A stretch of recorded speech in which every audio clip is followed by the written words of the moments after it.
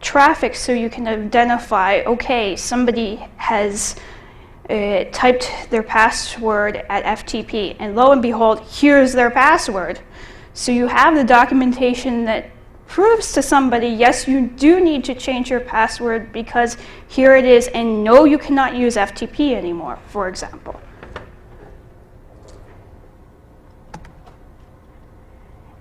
And Nmap.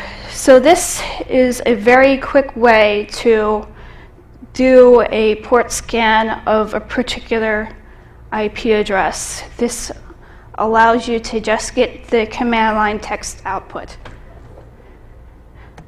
But if you want something more verbose, you want Nessus, because then you can do multiple IP addresses with plain English descriptions as to what services could possibly be vulnerable and why. So here's one quick fix, just because it's so easy with Knoppix. While you're there, you can go ahead and change your passwords, even Windows passwords. So after observing, you can make a graphical map of each node in your network. You may decide to retire some machines. You may want to somehow replace the machine. Now, if it's at all possible for the more mission-critical systems, find another piece of hardware and rebuild it from the ground up. That way, you can have less downtime whenever you slide the new box into place. But if you have all the time in the world, wipe and reinstall works just as well. And another thing that you may discover while you're observing is that the receptionist desktop is also the file server, and the reason why it goes down every night at 4 p.m. is that's when she gets off of work. You also may discover that your boss's niece, who also works there, is sharing MP3s to the entire interweb, and that's why you have so much bandwidth costs. So be prepared that this could possibly be political after you've observed some conditions. Scenario 2. You notice an unusually large amount of bandwidth usage coming from an IP address that belongs to a Linux desktop. The risk. Someone could have stolen your IP address and your bandwidth, for that matter. The user could be abusing resources by downloading or sharing software or other media files, which may be pirated. The system may have been cracked, and the cracker and his friends may be stealing your bandwidth. So how to do the audit? Boot Knoppix on another system and run Ethereal to log the traffic. This will allow you to realize as to exactly what sort of event is going on. Make a note of the MAC address. This is something Ethereal allows you to do. It not only reports the IP address, but it notes the MAC address of the IP address that's sucking all the bandwidth. If you can safely remotely log into the system, then use the types of tools like PS, LSOF, and TOP. This is assuming that this is a Linux desktop, for example, to see what's going on. Also, you may want to verify the MAC address while you're there with fconfig. And while you're logged in, check for rootkits. Scenario number 3. Your employer has recently implemented a policy of stronger passwords, and you have been asked to check for compliance. Weak passwords could lead to internal and external cracking. How to do the audit. Knoppix STD has password crackers. There's John the Ripper, and for Windows passwords they include PWL9X. Scenario number 4. You need to evaluate the data contents of an unknown hard drive before its disposal.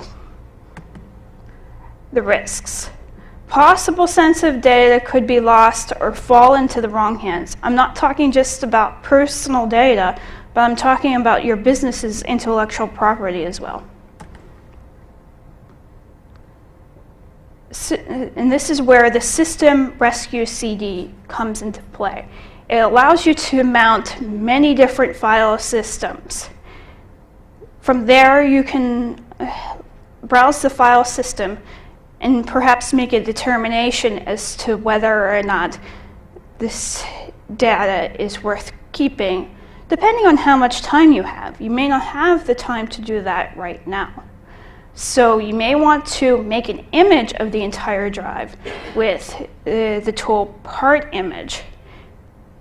And once you're done dragging the image off of that disk, you can use a tool called Wipe, which securely removes the files from the entire disk. And after all that's done, you may want to take a hammer to it as well. And that's all I have to say, folks. I would like to give a special thanks to my husband, William Eicher. He's been very supportive of me this week. I'd also like to thank my home lug Western Pennsylvania Linux Users Group.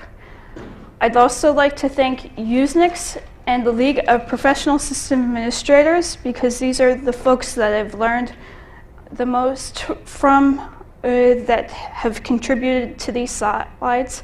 I'd also like to thank Carnegie Mellon School of Computer Science for sending me here. And I'd also like to thank the Ohio Linux Fest, because if it wasn't for them, I would not have known how awesome today's event is. And I'd also like to thank Nauticon 3. Please applaud these guys. Great show, huh? And I'd also like to plug, if you haven't checked it out already, there's a flyer in the terminal room. It's called HackerCon Wi-Fi Hijinks. This is a pamphlet where it describes as to how one can get compromised on a hostile network, and it's nicely put together, and a lot of the URLs of the tools that I suggested are on the back of this flyer. So I'm willing to take questions at this time, and I have tickets. Oh, yes? It's not actually a question, it's actually a couple comments. Sure. There is a later version of Knoppix. I think Knoppix 5 was released a couple weeks ago. Yeah, but I believe that's only for the DVD. I could be wrong. Okay.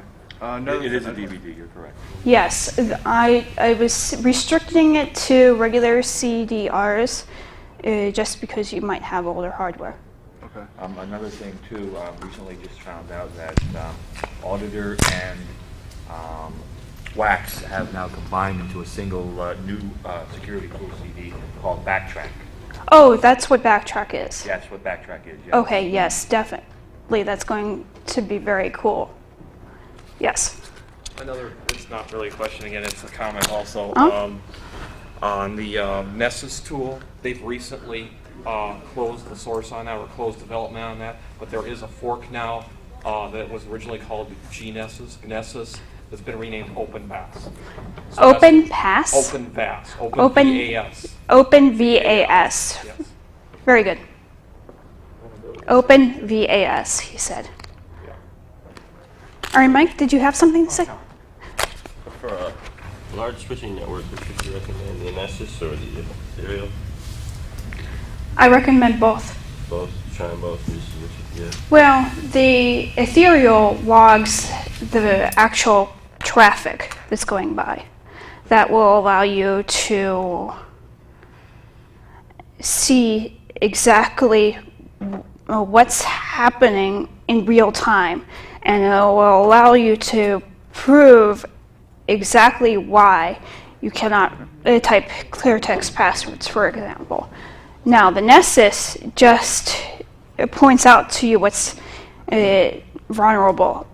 Ethereal doesn't point out to you what's vulnerable, but you can draw better conclusions to actually point out exactly why it's vulnerable from the packet trace.